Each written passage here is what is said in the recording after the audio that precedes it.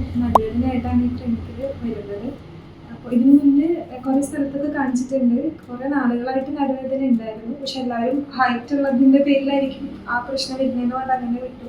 അത് കഴിഞ്ഞ് ഈ ഡോക്ടറെ കണ്ടപ്പോഴാണ് ഡോക്ടർ ജസ്റ്റ് എക്സ്റേ എടുക്കുമെന്ന് പറഞ്ഞു. അപ്പോഴാണ് ചെറിയൊരു പ്രശ്നം ഉണ്ടെന്ന് അറിഞ്ഞത്. അങ്ങനെയാണ് ഇവിടുത്തെ ട്രീറ്റ്മെൻറ്റ് നമ്മൾ സ്റ്റാർട്ട് ചെയ്യുന്നത്. അങ്ങനെ നമ്മളൊരു 7 days ട്രീറ്റ്മെൻറ്റ് എടുത്തു. ഇപ്പോൾ നല്ല വ്യത്യാസമുണ്ട്. ഈ ഡോക്ടറെ കണ്ടില്ലായിരുന്നു ഇപ്പോഴും ഞാൻ നടുവേദന വെച്ച് തന്നെ പോയേനെ. എൻ്റെ കാലിൻ്റെ അടിയിലും ഒരു പ്രശ്നം ഉണ്ടായിരുന്നു, വേദന ഉണ്ടായിരുന്നു. അത് നോർമലി ആർക്കും തന്നെ കണ്ടിട്ടില്ല, പാദത്തിൻ്റെ അടിയിലായിട്ടാണ്. അപ്പോൾ അതും ഞാൻ ഇരിക്കും മുമ്പ് കാണിച്ച് കഴിഞ്ഞപ്പോൾ ഹോസ്പിറ്റലിലൊക്കെ എല്ലായിടത്തും കാണിച്ചതാണ്. അപ്പോൾ എല്ലാ ഡോക്ടേഴ്സും പറഞ്ഞാൽ നമ്മൾ നടന്നിട്ട് സ്ട്രെയിൻ ആകുമ്പോൾ വരുന്നതാണ്, പ്രത്യേകിച്ച് ട്രീറ്റ്മെൻ്റ് ഒന്നും ഇല്ല അങ്ങനെയാണ് പറഞ്ഞിരുന്നത്.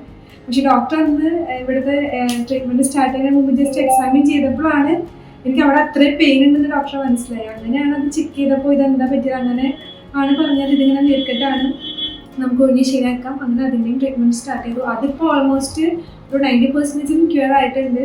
ഡോക്ടർ ഉള്ളതുകൊണ്ടാണ് അത് കണ്ടുപിടിക്കാൻ തന്നെ, ലൈക്ക് അതിൻ്റെ ഒരു ട്രീറ്റ്മെൻറ്റ് ഉണ്ടെന്ന് കണ്ടുപിടിക്കാൻ പറ്റിയത്. അപ്പം ഭയങ്കര ഹാപ്പിയാണ്. പിന്നെ ഇവിടുത്തെ സ്റ്റാഫാണെങ്കിലും എല്ലാവരും എന്താ പറയുക, ഇപ്പോൾ ട്രീറ്റ്മെൻറ്റ് ചെയ്ത ആ കുട്ടി അവരെല്ലാവരും നല്ല അടിപൊളിയാണ്. അപ്പം പ്രത്യേകം ഡോക്ടർ റെബേക്കയ്ക്കും പിന്നെ ഇവിടുത്തെ സ്റ്റാഫ് എല്ലാവർക്കും എൻ്റെ എന്താ പറയുക, I am very thankful to. Thank U.